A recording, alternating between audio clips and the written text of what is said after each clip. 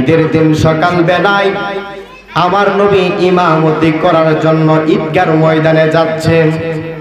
হঠাৎ করে রাসূল যখন ঈদগার ময়দানে যায়, আল্লাহর হাবিব দেখতে পেলেন একটা যুবক, সমস্ত যুবকগণ খেলাধুলা করতেছে। সমস্ত যুবকদের পরনের মধ্যে নতুন নতুন কাপড়, সমস্ত যুবকেরা নতুন নতুন কাপড় পরিধান করে খেলা করতেছে। কিন্তু একটা যুবক, ওই ব্যক্তিটা একা একা বসে বসে শুধু কান্না করতেছে। আমার নবী সাল্লাল্লাহু আলাইহি সাল্লাম দূর থেকে লক্ষ্য করলেন, হায় রে, সমস্ত যুবকেরা খেলাধুলা করতেছে, কিন্তু এই যুবকটা একা একা বসে বসে, আমার ওই বান্দাটা একা একা বসে বসে শুধু কান্না করতেছে। কেন কান্না করতেছে? কারণটা কি? আমার নবী জানে কি জানে না? আমার নবী জানে কি জানে না? এরপরেও আমার নবী এগিয়ে গেলেন, কারণ আমার নবীর একটা লকব হচ্ছে, আমার নবী হলেন দয়ার নবী। ঠিক কিনা কর? আমার নবী সমস্ত মানুষদের উপর যেমন দয়া করে, আমার নবী পশু পাখির উপর ওই রকম ভাবে দয়া করে।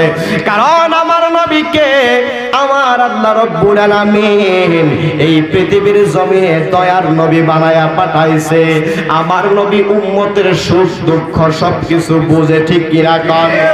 আমার মদিনার নবী রহমাতাল লিল আলামিন সাল্লাল্লাহু আলাইহি ওয়াসাল্লাম যুবকের কাছে আবার চলে গেলেন। আমার নবী ডাক দিয়া কই, যুবক, আজকে দেখতেছি সমস্ত যুবকগণ খেলাধুলা করতেছে, সবাই নতুন কাপড় পরিধান কইরা সবাই মাঠের মধ্যে খেলাধুলা করতেছে, কিন্তু তোমার পরনের মধ্যে ছিঁড়া একটা কাপড় পরিধান করে আছো, তোমার পরনের মধ্যে ছিঁড়া কাপড়।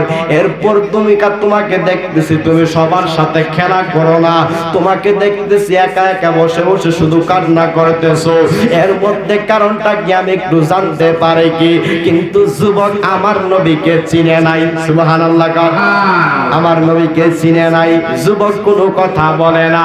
হাবিব সাল্লাল্লাহু আলাইহি সাল্লাম ডাক দিয়া বলে, যুবক, আমাকে একটু বলবা কি, কেন তুমি এরকম ভাবে কান্না করতেছো বলো।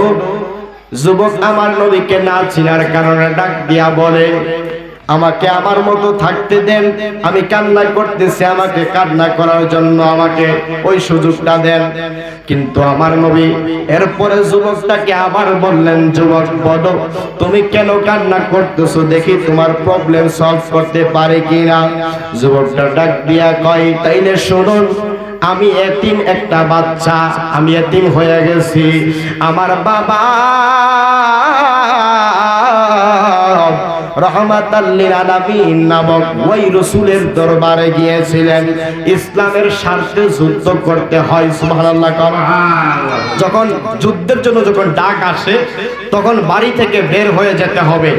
যুদ্ধের জন্য, ইসলামের জন্য, ইসলামকে রক্ষা করার জন্য যদি যুদ্ধ করতে হয়, যুদ্ধের ময়দানে চলে যেতে হবে। ঠিক কিনা কর? এটা আল্লাহ রাব্বুল আলামিনের নির্দেশ।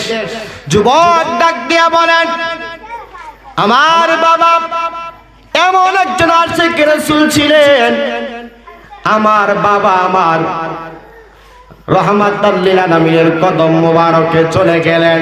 আমার হাবিবের কাছে বলছে, নবীজির কাছে বলতেছে, হাবিব সাল্লাল্লাহু আলাইহি সাল্লামের কদম মোবারকে চলে যায়। তখন যুদ্ধের জন্য ডাক আসলো, যুদ্ধের ময়দানে যাইতে হবে। আমার বাবা অন্যান্য সাহাবীদের সাথে যুদ্ধের ময়দানে রণাঙ্গনে অবস্থান করলেন। যুদ্ধ করতে করতে করতে করতে এমন একটা সময় চলে আসলো, কাফের দলের আমার বাবাকে লক্ষ্য করে এমন একটা তীর নিক্ষেপ করলেন, যেই তীরটা আমার বাবার কলিজাটা ছিঁড়ে ওই দিক দিয়ে বের হয়ে যায়, যার কারণে আমার বাবা পৃথিবীর জমিন থেকে শহীদ হয়ে যায়।